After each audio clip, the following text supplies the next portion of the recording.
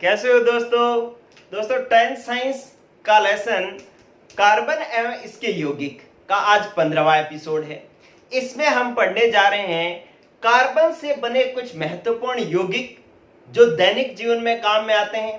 उनके आज टॉपिक है सीएनजी एवं एलपीजी गैस। कल हमने फ्रीऑन गैस पढ़ी थी जो फ्रिज में भरी जाती है। आज हम सीएनजी गैस और एलपीजी गैस पढ़ेंगे। सीएनजी गैस जो मतलब ऑटो रिक्शा वगैरह में सीएनजी के ऑटो रिक्शा वगैरह होते हैं उसमें काम में आती है, यातायात के साधनों में काम में आती है। और एलपीजी गैस जो है वो घरों में काम आने वाले सिलेंडर में भरी जाने वाली गैस है एलपीजी गैस। आज इनके बारे में हम जानेंगे। आप घरों में सिलेंडर काम में लेते हैं लेकिन उसके बारे में जानते नहीं है कि वो गैस बनती कैसे है, क्या होता है उसमें, ठीक है। तो वो सारी चीजें आज हम सिखाने जा रहे हैं। इधर ध्यान दे बच्चों, पहले बात करते हैं अपने सीएनजी की। इधर गौर करना, सीएनजी।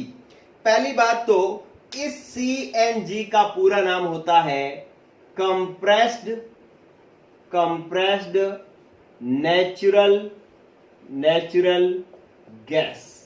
सीएनजी का पूरा नाम है कंप्रेस्ड नेचुरल गैस, या इसको हम संपीड़ित। कंप्रेस्ड का मतलब क्या होता है? संपीड़ित। नेचुरल का मतलब क्या होता है? प्राकृतिक। और गैस का मतलब हो गया गैस, ठीक है। तो सीएनजी होती है कंप्रेस्ड नेचुरल गैस या संपीड़ित प्राकृतिक गैस। देखो बच्चों, ये जो गैस है ना, ये किसकी बनी होती है? सबसे पहले बात ये जान लें कि सीएनजी जो है वो मैथेन और प्लस अन्य कुछ हाइड्रोकार्बन से बनी होती है। हाइड्रोकार्बन से बनी होती है, ठीक है। कि सीएनजी गैस जो है वो मेथेन प्लस अन्य कुछ हाइड्रोकार्बन से बनी होती है।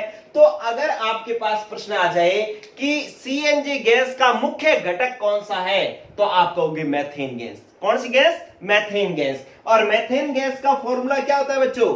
CH4। क्या फॉर्मूला होता है? CH4।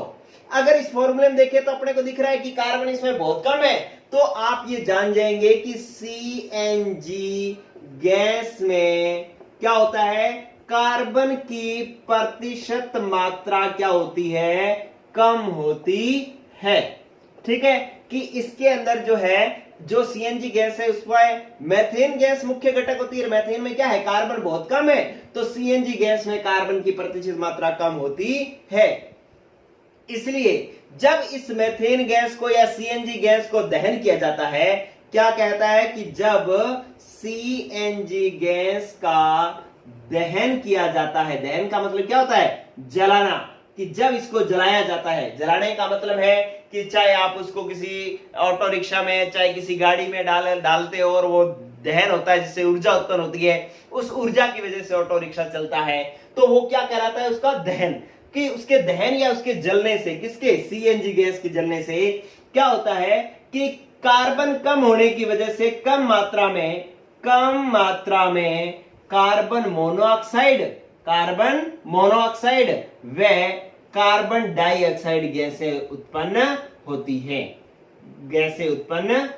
हैं, ठीक है बच्चों। तो इसके अंदर क्या होता है कि मेथेन गैस के अंदर कार्बन कम, जो सीएनजी गैस के अंदर कार्बन कम प्रतिशत मात्रा में होता है, इसलिए जब इसका दहन किया जाता है तो कार्बन मोनोऑक्साइड और कार्बन डाइऑक्साइड जो गैसें हैं वो कम मात्रा में उत्पन्न होती है।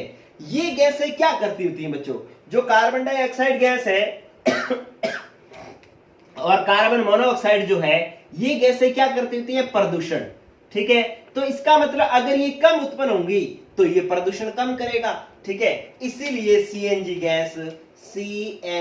गैस जो है वो पेट्रोल और डीजल की तुलना में, पेट्रोल व डीजल की तुलना में कम प्रदूषण करती है। कौन? सीएनजी गैस पेट्रोल और डीजल की तुलना में कम प्रदूषण करती है। देखो, इसीलिए कहा जाता है कि जो मेट्रो सिटीज है जैसे दिल्ली वगैरह है, उसके अंदर जो ऑटो रिक्शा चलाए जाते हैं वहां पर सीएनजी गैस से चलाए जाते हैं, वहां पर डीजल से ऑटो रिक्शा नहीं चलाए जाते हैं। और वहां पर डीजल वाली गाड़ियां बैन भी कर दी गई हैं कि वहां पर डीजल की गाड़ियां नहीं चलाने देते, कारण कि इससे जो है ज्यादा प्रदूषण उत्पन्न होता है और सीएनजी गैस में कार्बन की मात्रा कम होने के कारण इससे CO और CO2 गैस कम उत्पन्न होती है, जिससे प्रदूषण कम होता है। तो इसलिए सीएनजी गैस जो है हमारे लिए ज्यादा उपयुक्त है।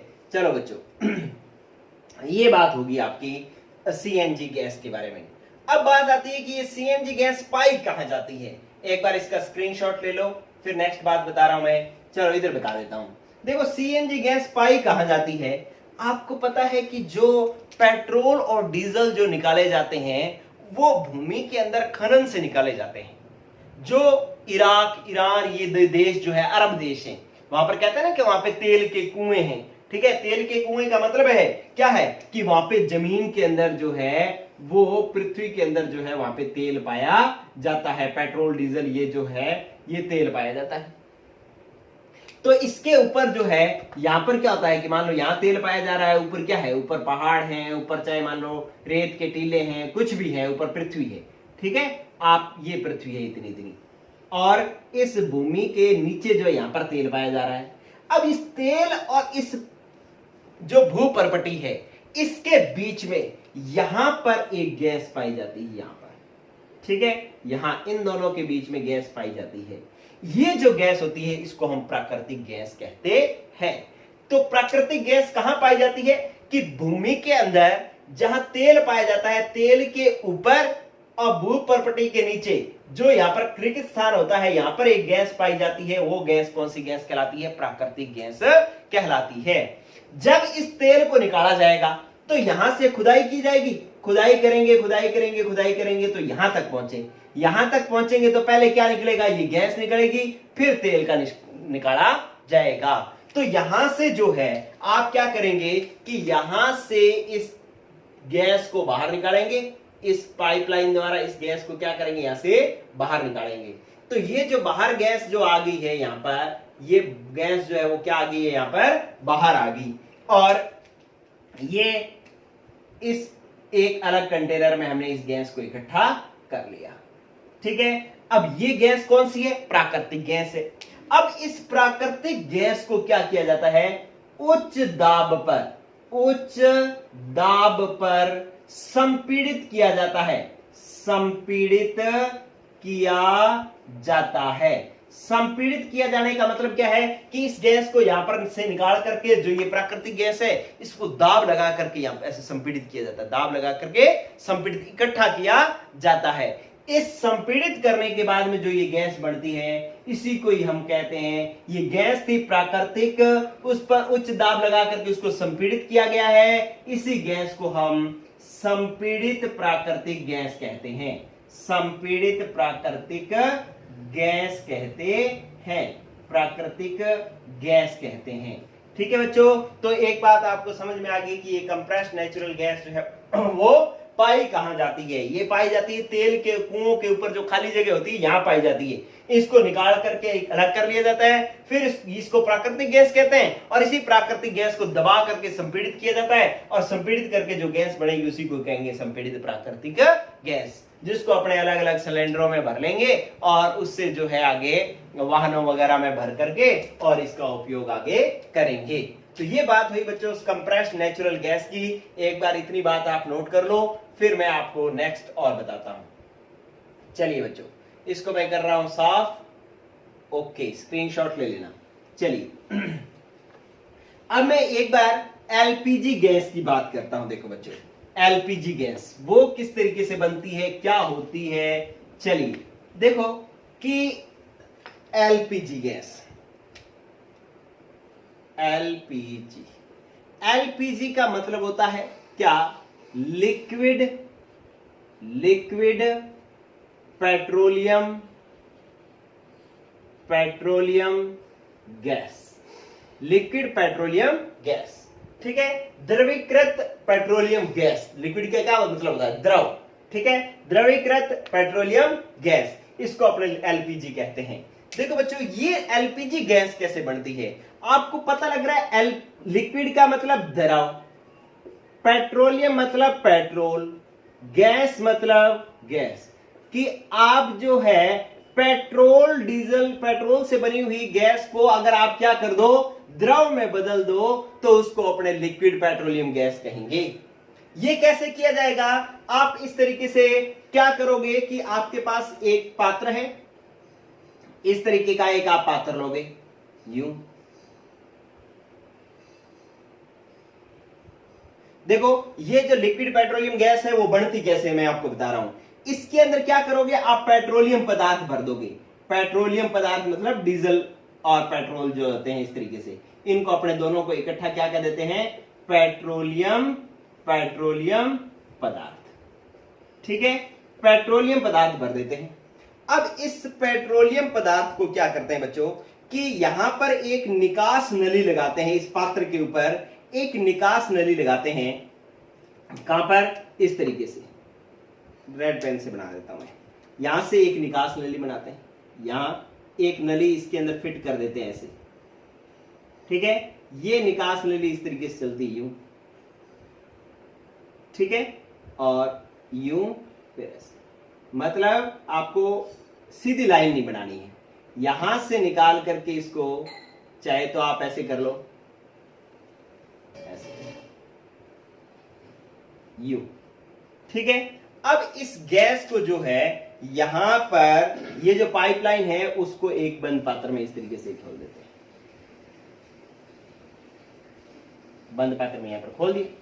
ठीक है, अब क्या है कि यहां पर ये जो पेट्रोलियम पदार्थ है ना, इसको किया जाता है बच्चों गरम। क्या किया जाता है? गरम। यहां पर आग जलाई, बर्नर लगाया, आग जलाई, तो इस पेट्रोलियम पदार्थ की वाष्प बनेगी। ठीक है, इसकी जो वाष्प बनेगी ना, वो वाष्प यहां से निकलती हुई क्या होगा, यहां पर आकर के ये अलग गैस के रूप में यहां पर एकत्रित हो जाएगी। ठीक है, ये पेट्रोलियम पदार्थ से बनी हुई गैस है, इसलिए हम इसको कौन सी गैस कहेंगे? पेट्रोलियम गैस कहेंगे। इसका नाम क्या होगा? Petroleum gas. ये अपने पास आ गई पेट्रोलियम गैस। अब इस पेट्रोलियम गैस पर क्या लगाएंगे अपने? उच्च दाब। ये अपने पास क्या थी? पेट्रोलियम गैस थी, इस पर मैं क्या लगाऊंगा? उच्च दाब। उच्च दाब लगाऊंगा तो ये गैस जो है वो किस में बदल जाएगी? द्रव में। दाब लगाने से गैस जो के कण पास में आ जाते हैं, जिससे वो किस में बदल जाती है? द्रव में। तो यहां पर जो है यही गैस जो है यहां पर क्या हो जाएगा? द्रव में बदल जाएगी। ठीक है, किस में बदल जाएगी? द्रव में। द्रव ऐसे बना रहा हूं मैं, देखो ये द्रव में बदल गई। ठीक है, किस में बदल गई? द्रव में। चलो, अब हम इसको क्या कहेंगे? पेट्रोलियम गैस को द्रव में बदल दिया, तो इसको अब अपने नाम दे देंगे क्या? द्रवित पेट्रोलियम गैस। क्या कह देंगे? द्रवित पेट्रोलियम गैस। ये हो जाएगी अपने पास द्रवित पेट्रोलियम गैस। समझ में आ रही बात बच्चों? आपने क्या किया? पेट्रोलियम पदार्थ लिया, उसको गर्म किया तो उसकी वाष्प इस निकास नली से होती हुई यहां इकट्ठी होगी। इसको हम क्या करें? पेट्रोल से बनी हुई है तो पेट्रोलियम गैस कह दिया। इस गैस पर उच्च दाब लगा करके इसको किसमें बदल दिया? द्रव में। तो अब ये हो गया द्रवित पेट्रोलियम गैस, और द्रवित पेट्रोलियम गैस ही होती है एलपीजी। तो इस तरीके से एलपीजी का निर्माण होता है। ये जो विधि है ना, ये जो बनाने की विधि है, इस विधि को हम कहते हैं परभाजी आसवन। क्या कहते हैं? परभाजी आसवन कहते हैं। ठीक है, तो इसको कहते हैं परभाजी आसवन, इस विधि को। तो आपसे अगर पूछा जाए कि एलपीजी गैस बनाई कैसे जाती है, तो आप कहोगे कि पेट्रोलियम पदार्थ के परभाजी आसवन द्वारा एलपीजी गैस बनाई जाती है। और विधि आपसे पूछ ले तो ये विधि देख लो, मैंने आपके सामने बना दी है। ठीक है, तो ये होगी एलपीजी गैस। और ये काम कहां आती है? ये गैस सिलेंडर, जो घरेलू गैस सिलेंडर है, ठीक है, घरेलू गैस सिलेंडर जो है उनको भरने में जो है ये गैस काम में आती है। खाना पकाने में ये गैस काम में आती है। चलिए, अब बात आती है कि अपनों ने सीएनजी भी पढ़ ली, एलपीजी भी पढ़ ली, तो दोनों में अंतर क्या है? ये बात करनी है अपने को। चलिए, साफ कर दो मैं इसको। ओके बच्चों, नोट कर लेना, स्क्रीनशॉट ले लेना इसका। चलिए, देखो भाई, आपको मजा आना चाहिए बात का। क्यों? क्योंकि आपको पता लग गया कि जो घरों में सिलेंडर में जो गैस भरी होती है वो कौन सी होती है? एलपीजी। और वो बढ़ती कैसे है? कि पेट्रोलियम पदार्थों के परभाजी आसवन से। और परभाजी आसवन कैसे होता है वो मैंने आपको बता दिया। चलो बच्चों, अब आप देखो कि आपने अंतर करना है किसमें? CNG कंप्रेस्ड नेचुरल गैस और दूसरा है liquid petroleum gas. Liquid petroleum gas. देखिए इसमें क्या अंतर है। पहला तो आपको इसका फुल फॉर्म लिख लेंगे। फुल फॉर्म क्या है इसकी? है कंप्रेस्ड नेचुरल गैस है ये, और ये है liquid petroleum gas. Liquid petroleum gas ये किससे बनती है? सीएनजी। ये तेल के कुओं के ऊपर पाई जाती है, ठीक है, पाई जाती है। और ये कैसे बनती है? पेट्रोलियम पदार्थों के परभाजी आसवन से बनाई जाती है। परभाजी आसवन से बनाई जाती है, ठीक है। अभी जो मैंने आपको सामने समझाया ना वही आपने बोलना है। चलिए अब तीसरा पॉइंट, ये वेरी इंपॉर्टेंट है, देखना कि सीएनजी जो गैस जो होती है ना वो हल्की गैस होती है। ये कैसी होती है? हल्की गैस होती है। और दूसरा जो है एलपीजी जो है वो क्या होती है? भारी गैस होती है। इसका वेट ज्यादा होता है, ये भारी होती है। सीएनजी जो है वो क्या होती है? हल्की। अब आप देखना कि ये हल्की है ना, हल्की है तो अगर कोई पात्र में भरी हुई थी तो उस पात्र से जब ये गैस निकलेगी तो ये गैस यहां से निकल करके पूरे दूर दूर फैल जाएगी, ठीक है। अगर यहां से इस गैस का क्या हो जाए? रिसाव, ठीक है, यहां से इस पात्र से निकल जाए मतलब इसका क्या हो जाए? रिसाव। तो ये गैस जो है वो क्या होती है? दूर दूर फैल जाती है, ठीक है। लेकिन जब एलपीजी के अंदर रिसाव हो जाए, मान लो जो आपका गैस का चूल्हा है वो खुला रह जाए, तो इसमें जब ये गैस निकलेगी ना तो इसमें इस गैस का क्या होगा? इसको क्या कहेंगे भाई? रिसाव हो रहा है। ये जब एलपीजी गैस का रिसाव होता है ना तो गैस भारी होने के कारण या नीचे बैठ जाती है, पास में रहती है, ठीक है। ये क्या हो जाती है? नीचे बैठ जाती है, ठीक है। तो जब ये गैस पास में पड़ी रहेगी, यहीं बैठी पड़ी रहेगी, तो अगर इसको कहीं चिंगारी मिल गई तो एकदम से क्या हो जाएगा? विस्फोट हो जाएगा। इसलिए ये इसमें जो एलपीजी गैस में दुर्घटना की संभावना अधिक रहती है। दुर्घटना की संभावना अधिक रहती है, ठीक है। तो एलपीजी गैस में दुर्घटना की संभावना अधिक रहती है और सीएनजी गैस में दुर्घटना की संभावना क्या रहती है? दुर्घटना की संभावना रहती है बच्चों कम, संभावना कम रहती है, ठीक है। तो ये आपके पास एलपीजी और सीएनजी में अंतर है। आपसे पूछ लिया जाए कि सीएनजी की तुलना में एलपीजी में दुर्घटना की संभावना अधिक रहती है, क्यों? तो आप कहोगे कि एलपीजी गैस जो है भारी होती है, भारी होने के कारण जब इसमें रिसाव होता है तो ये नीचे बैठ जाती है, नीचे बैठ जाती है तो इसमें दुर्घटना की संभावना अधिक होती है। लेकिन सीएनजी गैस हल्की होती है, जब इसमें रिसाव होता है तो ये दूर दूर फैल जाती है तो इसमें कोई दुर्घटना की संभावना कम रहती है, ठीक है। तो ये दोनों इसके अंतर हो गए। चलिए बच्चों एक लास्ट बात और सिखा देता हूं, क्या कि सीएनजी के क्या उपयोग हैं, ये भी आप स्क्रीनशॉट ले लेना। चलो ठीक है बच्चों, अब बात आई कि सीएनजी गैस के क्या उपयोग है। अब आपको सीएनजी गैस के दो ही उपयोग लिखने हैं। क्या? नंबर एक बात, उपयोग, सीएनजी गैस के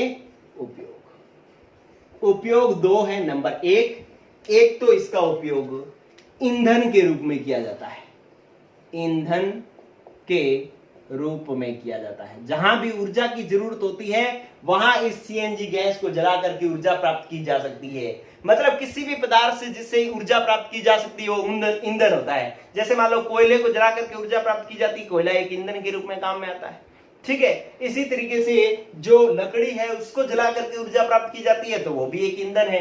तो अपने सीएनजी गैस से भी ऊर्जा प्राप्त करते हैं तो ये क्या है? एक ईंधन है। चलिए, तो एलपीजी गैस भी एक ईंधन है।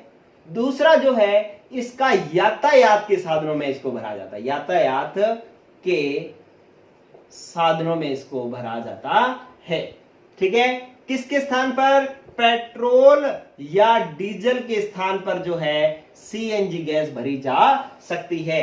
और सीएनजी गैस का प्रदूषण भी क्या होता है? कम। इसलिए यातायात के साधनों में सीएनजी गैस ज्यादा लाभदायक है। और सीएनजी गैस में प्रदूषण कम क्यों होता है? क्योंकि सीएनजी गैस का मुख्य घटक क्या है? प्राकृतिक संपीड़ित गैस। संपीड़ित प्राकृतिक गैस का मुख्य घटक क्या है? मेथेन। और मेथेन में कार्बन क्या होता है? कम। कार्बन की प्रतिशत मात्रा कम होगी तो कार्बन डाइऑक्साइड और कार्बन मोनोऑक्साइड गैसें जो प्रदूषण फैलाती हैं वो कम उत्पन्न होंगी, तो प्रदूषण कम होगा। ठीक है बच्चों, तो इस तरीके से ये सीएनजी और एलपीजी टॉपिक जो है वो आपका कंप्लीट। कल हम पढ़ेंगे कुछ बहुलक। आज के लिए इतना ही। गुड लक, पढ़ते रहो।